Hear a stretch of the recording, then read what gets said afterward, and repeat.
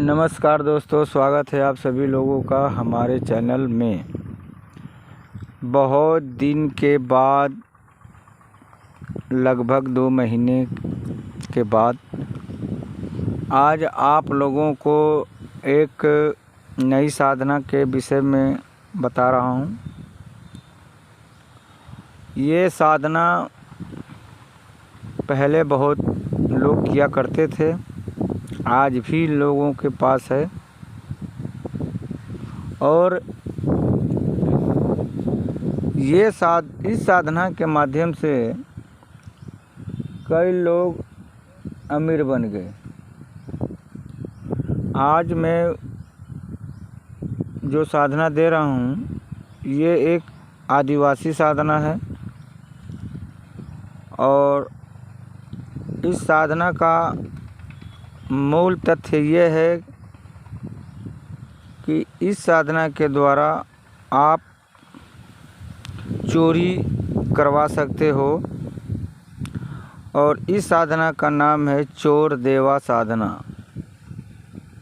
ये साधना करने के बाद जो शक्ति होती है, ये साधक के लिए चोरी करती है। और ये चोरी वहीं करेगा जहाँ ब्लैक मनी रखा होगा। यह हर जगह नहीं जाता है। आप बोलोगे शरीफ लोगों के घर जाए, तो ये नहीं जाएगा। यहाँ ब्लैक मनी है, चोरों का घर है, ये वहीं से लेकर के आएगा, हर जगह से लेकर के नहीं आता है। भले उसके लिए इसे अमेरिका जाना पड़े, चाहे कहीं भी जाना पड़े, ये ला करके आपको पर्याप्त मात्रा में धन देता है। इसके अलावा ये एड्रेस पर भी काम करता है। अगर आप इसे उचित भोग दे देते हैं तो ये एड्रेस पर भी काम करेगा। किसी का एड्रेस बताते हैं, उसका नाम, उसके घर का नंबर, उसका आधार कार्ड पूरा अगर उसको बता देते हैं, दिखा देते हैं, तो वहाँ पर जो भी सामान रखा रहेगा उसके बारे में वो जानकारी भी देता है। कैसे लेके आना है इसके विषय में ये भी बताता है। कोई भी सामान इस साधना के माध्यम से आप कहीं पर भी ट्रांसफ़र कर सकते हैं। ये चोर देवा की ऐसी ये स्थिति है।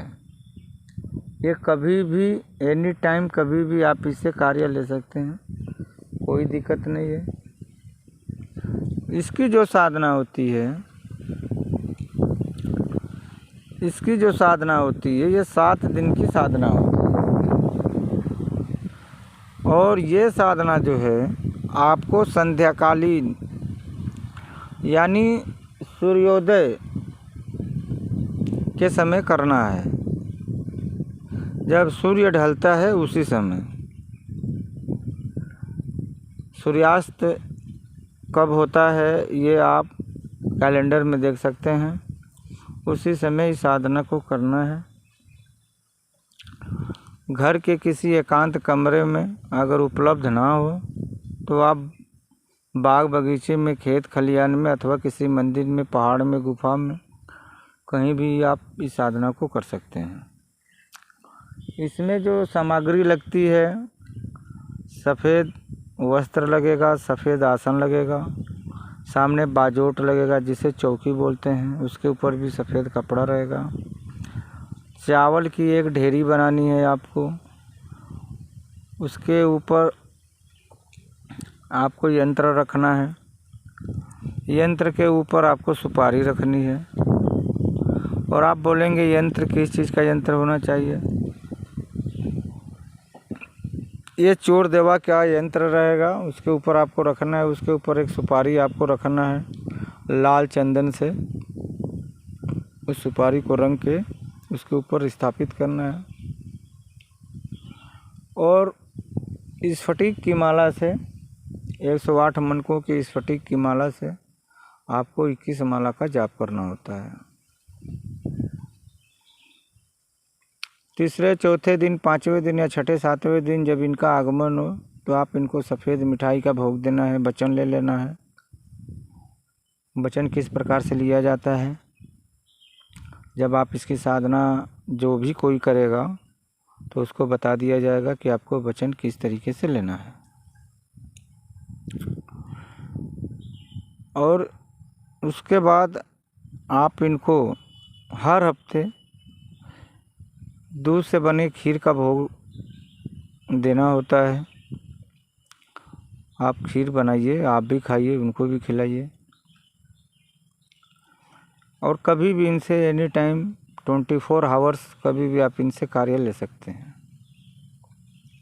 ये भूत भविष्य वर्तमान नहीं बताएंगे, लेकिन जो आपके साथ होने वाला है या जो करवाने वाले हैं सिर्फ आप ही के विषय में बताएंगे, बाकी दूसरे के विषय में नहीं बताएंगे। जो कार्य करवाना चाहते हैं उस कार्य कैसे होगा कैसे नहीं होगा ये सब बताएंगे आपको। बहुत से लोग इसके माध्यम से अमीर बने। अगर आप इस साधना को करना चाहते हैं तो संपर्क कर सकते हैं फ़ोन द्वारा।